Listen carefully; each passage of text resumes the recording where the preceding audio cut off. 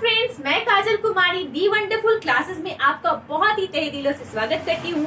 आज के इस वीडियो में मैं आपको सिंप्लेक्स मेथड को अप्लाई करके इस प्रॉब्लम को सॉल्व करना बताऊंगी। ये बहुत कॉम्प्लिकेटेड लगता है लोगों को, लेकिन मैं इसे बहुत इजी तरीके से आपको समझाऊंगी ताकि ये कॉम्प्लिकेटेड आपको ना लगे। लेकिन इससे पहले अगर आपने मेरे वीडियो को सब्सक्राइब नहीं किया है, अगर आप मेरे चैनल में नए हैं तो आप प्लीज उसे सब्सक्राइब कर लीजिए और उसके बगल के बेल आइकन को प्रेस कर दीजिएगा ताकि आपको मेरे वीडियो का नोटिफिकेशन मिलता रहेगा और मुझसे मुलाकात होती रहेगी। और लास्टली, अगर वीडियो अच्छा लगे तो दो ही चीज आपको करनी है, लाइक और शेयर।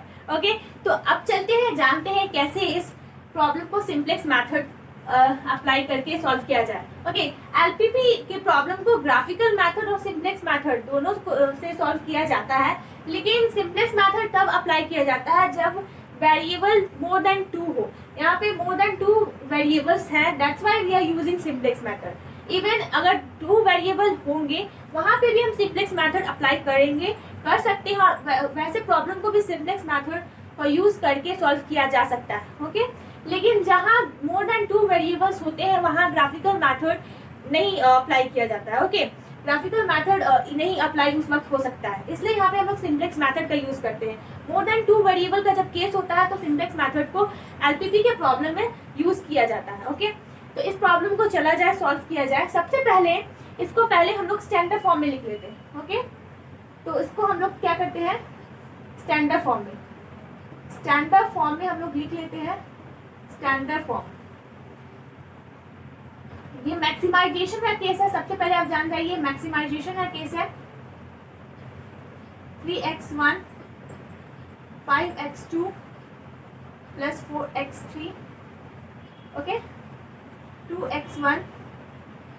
स्टैंडर्ड फॉर्म में लिखने के लिए एक चीज है जो आपको जानना बहुत जरूरी है। हम लोग सिंप्लेक्स मेथड को सॉल्व करने के लिए स्लैक वेरिएबल को ऐड करते हैं। जितना इक्वेशन होगा, यहाँ पे 3 इक्वेशन है, उतने स्लैक वेरिएबल होंगे। ओके, तो यहाँ पे फर्स्ट इक्वेशन में मैं स्लैक वेरिएबल ऐड करूंगी और ये इनइक्वालिटी हट जाएगा, इनइक्वालिटी को मैं इक्वल में कन्वर्ट कर दूंगी। ओके, तो 3x2 plus s1 slack variable मैं फर्स्ट इक्वेशन में ऐड करके इसको इक्वल कर दूंगी। ओके, 3 इक्वेशन है, जितना इक्वेशन होगा उतना स्लैक वेरिएबल होगा। अगर 2 इक्वेशन होता तो 2 स्लैक वेरिएबल होते। Okay, 5x2 plus s2 okay is equal to 10। 3x1 2x2 plus 4x3 is equal to 15। Okay, ये कांस्टेंट है। ओके, अब मैंने इसे स्टैंडर्ड फॉर्म में लिख दिया है। ओके, इसमें मैंने स्लैक वेरिएबल ऐड नहीं किया, मैं इसमें ऐड कर देती हूँ s3 is equal to 15। Clear है? जब स्लैक वेरिएबल मैंने ऐड कर दिया, मैक्सिमाइज z मींस ये ऑब्जेक्टिव है, इस ऑब्जेक्टिव केस में मैं स्लैक वेरिएबल को 0 कोएफिशिएंट से ऐड कर दूंगी। 0 कोएफिशिएंट से यहाँ पे मैं स्लैक वेरिएबल को ऐड कर दूंगी। 0s1 0s2 0s3।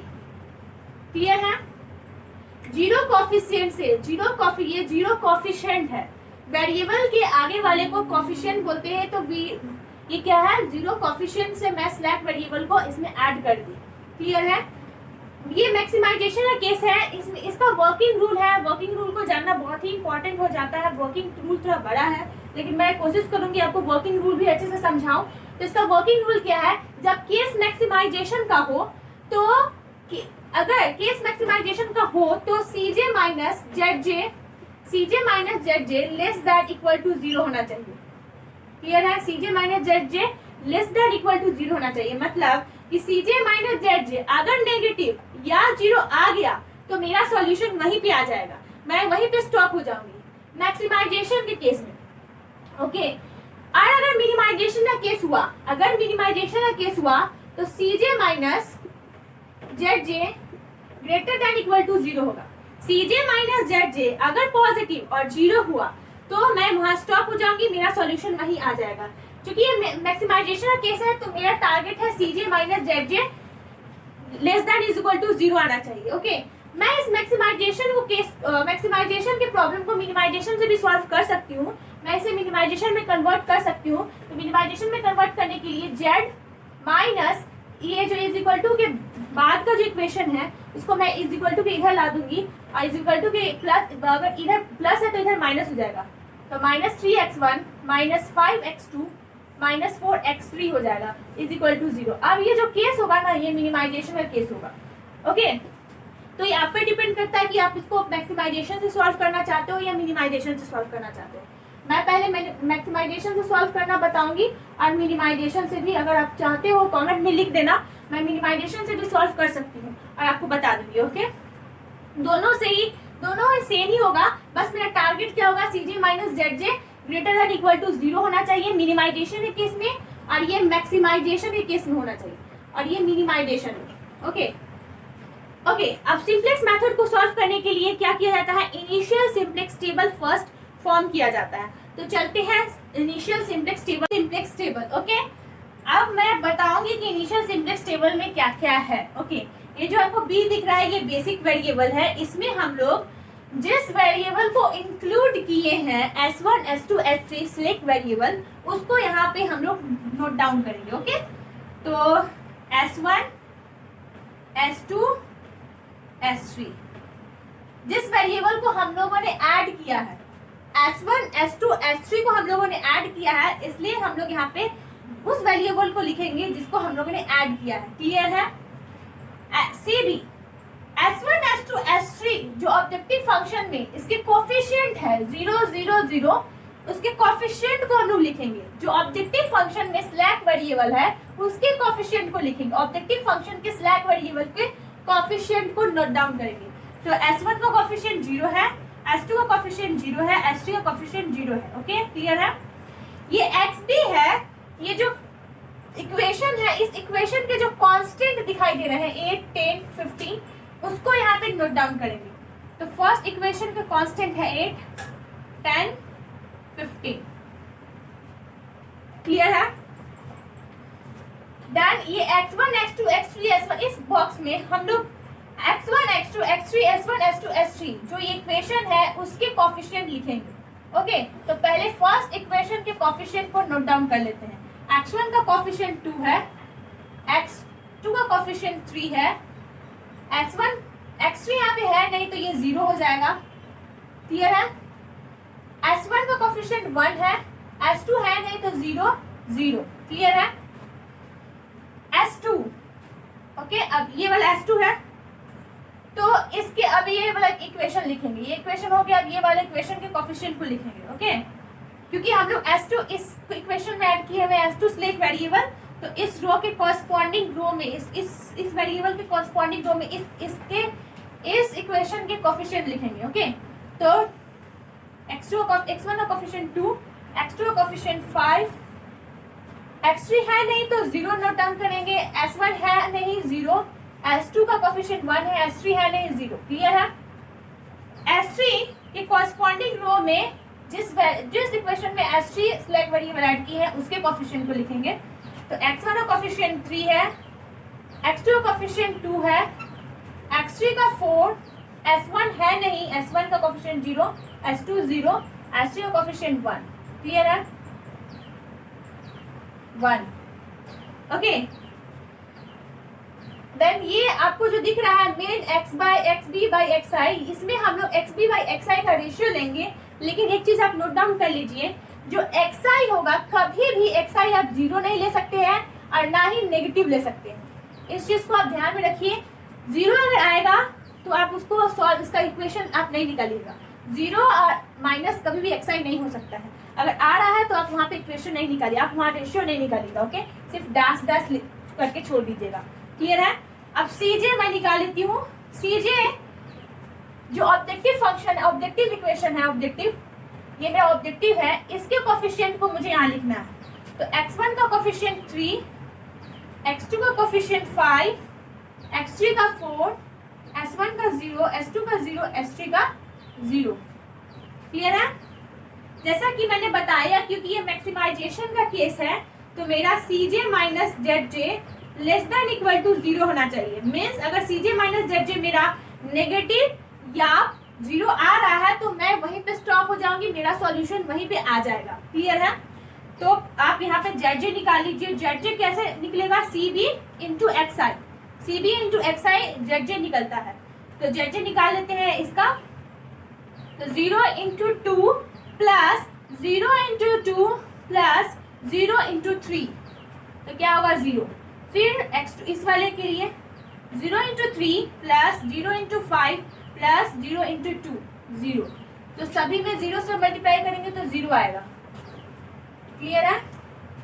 अब मैं सी जे माइनस जेड जे निकाल लेती हूँ।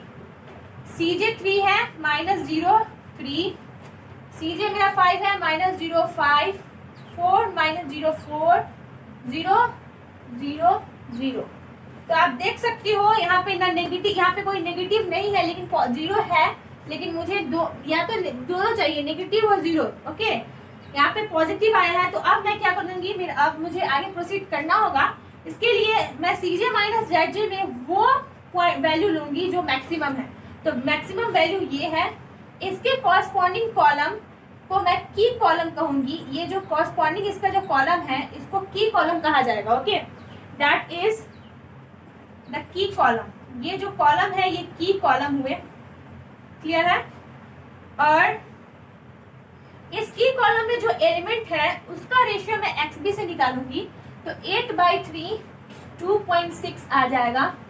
क्लियर है। आप देख लीजिए calculation. 5 10 divide by 5 2, 15 divide by 2 7.5। यहाँ पे रेशियो निकलने के बाद मैं उस वैल्यू को लूंगी जो मिनिमम है।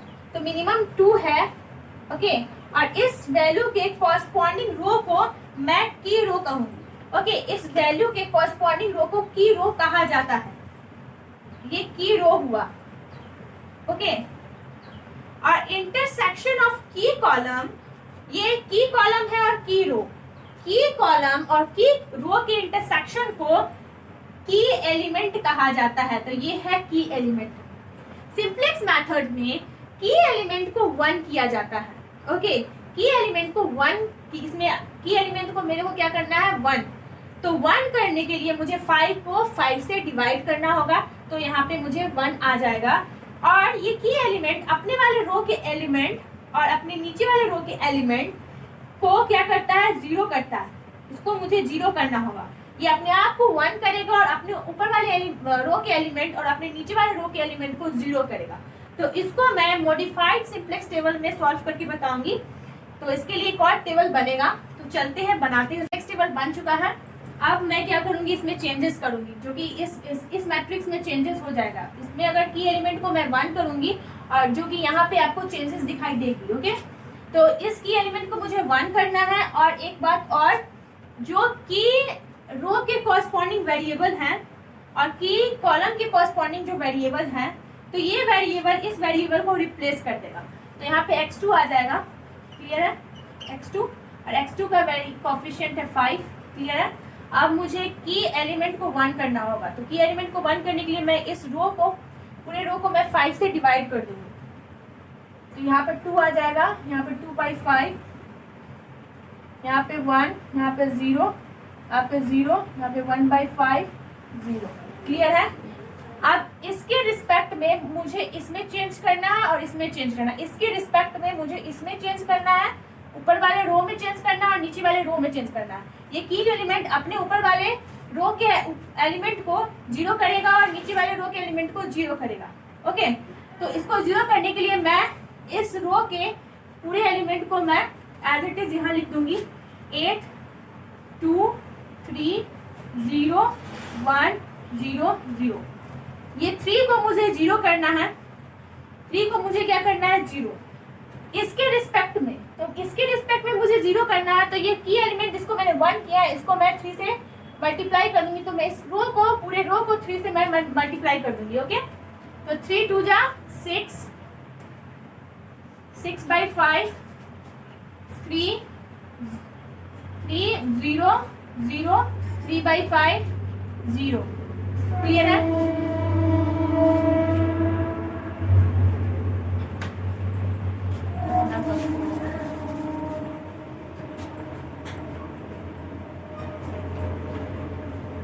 ट्रेन आ एक्टिविटी स्टार्ट करें।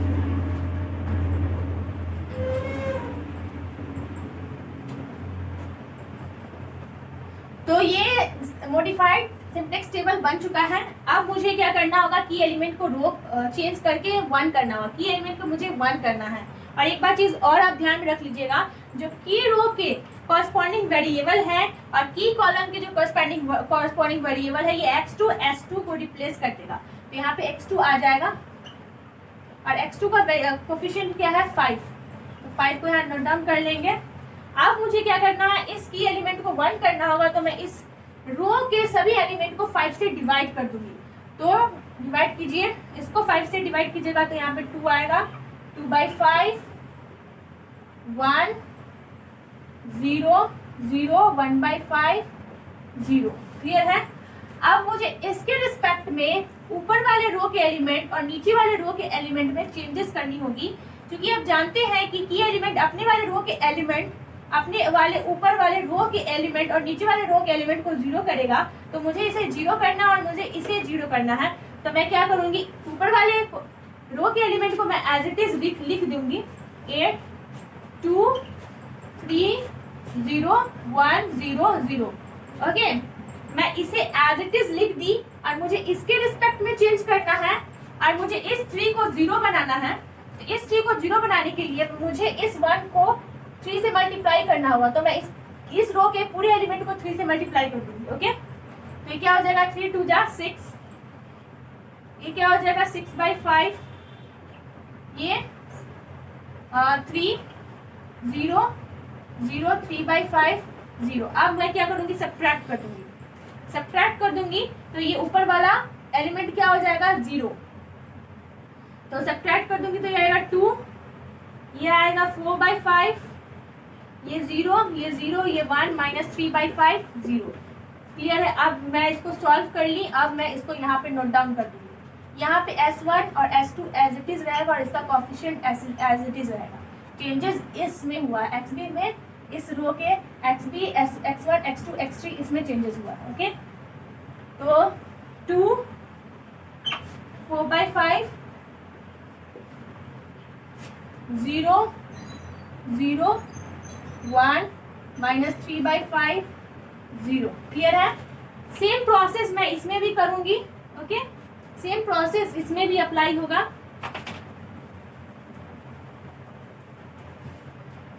मैं इस रो के एलिमेंट को एज इट इज यहाँ लिख दूंगी 15 3 2 4 0 0 1। अब मुझे इस 2 को 0 करना है, इस 2 को मुझे 0 करना है। इसके रिस्पेक्ट में मैं इस 1 को 2 से मल्टीप्लाई करूंगी। तो मैं 1 को 2 से मल्टीप्लाई करूंगी तो यहाँ आएगा 4 2 4 5 2 0 0 2/5 0। ओके, अब मुझे क्या करना होगा, मल्टीप्लाई करके सब्ट्रैक्ट करना होगा, तभी ये 0 आएगा। तो यहाँ पे 11 आ जाएगा। 11/5 0 4 0 -2/5 1। क्लियर है, 1। अब मैं इसको यहाँ पे नोट डाउन कर दूंगी। 11/5 0 0 4 0 -2/5 1। क्लियर है। यहाँ ये करने के बाद अब मुझे फिर से CJ और CJ माइनस ZJ निकालना होगा। वही प्रोसेस। यहाँ पे मैं CJ लिखना भूल ही गई। CJ लिखिएगा आप। CJ आएगा 3, सेम भी CJ होगा 3 5 4 0 0 0। अब मुझे क्या निकालना होगा, ZJ मुझे निकालना होगा। तो ZJ 0 × 4/5 प्लस 5 × 2/5 क्या होगा 2 प्लस 0 × 11/5 तो यहाँ पे आएगा 2। क्लियर है। 0 × 0 5 प्लस 5 × 5 प्लस 0 × 0 यहाँ पे क्या आएगा 5। 0 × 0 plus 5 × 0 plus 0 × 4 0 0 × 1 plus 5 × 0 plus 5 × 0 plus 0 × 0 0 0 × 3 -3/5 0 0 5 × 1/5 1 0 into minus 2/5 plus, okay, यहाँ पे क्या आएगा 1, 0 into 0 0 plus 5 into 0 plus 0 into 1, तो यहाँ पे 0। क्लियर है? अब मुझे CJ माइनस ZJ निकालना होगा। CJ माइनस ZJ के लिए 3 minus 2 1, 5 minus 5 0, 4 minus 0 4, 0 minus 0 0, 0 minus 1 minus 1 0। आप देख सकते हो मुझे एक नेगेटिव वेरिएबल आया है, एक नेगेटिव कांस्टेंट आया है, लेकिन दो कांस्टेंट क्या है मेरे पॉजिटिव है। मुझे CJ माइनस ZJ या तो जीरो, मुझे जीरो चाहिए और नेगेटिव चाहिए, या तो जीरो या तो नेगेटिव, नहीं तो दोनों। ओके, पॉजिटिव नहीं, लेकिन यहाँ पे तो पॉजिटिव आया है। अब मुझे क्या करना होगा, जो मैक्सिमम है मुझे उसमें अलोकेशन करना होगा। ये मैक्सिमम है, ओके। इसके कॉरस्पॉन्डिंग कॉलम को मैं की कॉलम कहूंगी। ओके, अब इस की कॉलम के जो एलिमेंट है उसका मैं रेशियो XB से निकालूंगी, क्योंकि ये 0 है और मैं जानती हूँ कि XI कभी भी 0 और नेगेटिव, XI कभी भी आप 0 और नेगेटिव नहीं लीजिएगा। तो यहाँ पे रेशियो 2, यहाँ पे रेशियो डैश, यहाँ पे रेशियो कुछ नहीं निकलेगा और यहाँ पे रेशियो आएगा 11/4। क्लियर है? 11/4 रेशियो आएगा। तो यही मेरा इसी के कॉरस्पॉन्डिंग रो पे मैं अलोकेशन करूंगी और यही रो मेरा क्या होगा, ई रो। यही रो क्या होगा, ई रो। क्लियर है? और इंटरसेक्शन ऑफ की कॉलम और की रो इज की एलिमेंट। ये जो एलिमेंट है ये मेरा क्या है, की एलिमेंट है। 4 की एलिमेंट है और वही करना है, सेम प्रोसेस जिसको मैंने पहले किया है। की एलिमेंट को 1 करना है और ऊपर वाले रो के एलिमेंट को क्या करना है, 0 करना है। क्योंकि ऊपर वाले रो के एलिमेंट 0 है, तो देखते हैं सेकंड टेबल में क्या होता है। ओके, तो चलते हैं सेकंड टेबल। 4 टेबल है, ओके, बन चुका है। अब मुझे इस टेबल के अकॉर्डिंग इस टेबल को फॉर्म करना होगा। ओके, इस टेबल के अकॉर्डिंग इसमें चेंजेस आएंगे।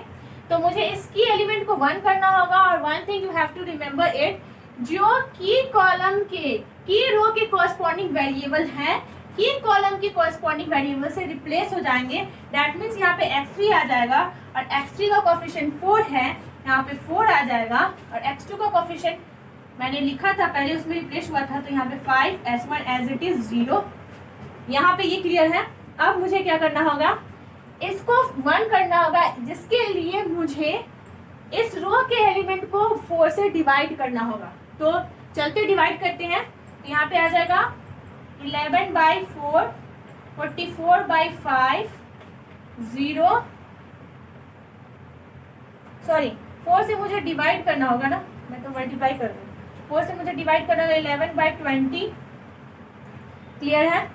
0 1 0 माइनस 2/20 और ये क्या होगा 4 1/4। क्लियर है? तो ये माइनस 2/20 क्या आ जाएगा, माइनस 1/10। क्लियर है? यहाँ तक कोई डाउट नहीं। अब मुझे ऊपर वाले रो के एलिमेंट को 0 करना होगा, क्योंकि ये ऑलरेडी 0 है, तो मुझे इसमें कोई चेंजेस करने की कोई जरूरत नहीं है, मुझे एज इट इज लिखना है। ऊपर वाले रो के एलिमेंट को 0 करने के लिए मैं इसमें चेंजेस करती थी और करना होता है, लेकिन ऊपर वाले एलिमेंट में 0 एज इट इज है। ऊपर वाले रो के एलिमेंट में 0 एज इट इज है, तो इसमें कोई चेंजेस करने की जरूरत नहीं है, मैं एज इट इज इसे लिख दूंगी। ओके, तो 2 4/5 0 0 1 माइनस 3/5 0 2 2/5 1 0 0 1/5 0 और CJ है, यहाँ पे CJ सेम ही है 3 5। आप पहले नोट डाउन कर लेना CJ, मैं तो भूल गई थी, लेकिन आप कर लेना। ओके, अब मुझे क्या निकालना होगा, ZJ कैसे निकालेंगे, 0 into 4/5 0 plus 5 into 2/5 2 plus 4 into 11/22 11/5। Okay, तो मैं लिख देती हूँ 5 into 2 0 plus 5 into 2/5 2 plus 4 into 11/22 क्या हो जाएगा 4 इंटू 11/20 11/5। अब मुझे इसको क्या करना होगा, मल्टीप्लाई 5 टू 20 20 20 और 11 31/5। सही है। अब फिर से 0 into 0 plus 5 into 1 5 0 plus 4 into 0 0। तो यहाँ पे क्या आएगा 5। अब इसके लिए 0 into 0 0 plus 5 into 0 0 plus 4 into 1 4। तो यहाँ पे क्या आएगा 4। S1 का जेड वैल्यू क्या होगा, 0 इंटू 1 0 5 इंटू 0 0 4 इंटू 0 0। यहाँ पे 0 0 into 3 minus 3/5 0 5 into 1/5 1 4 into minus 1/10 minus 4/10।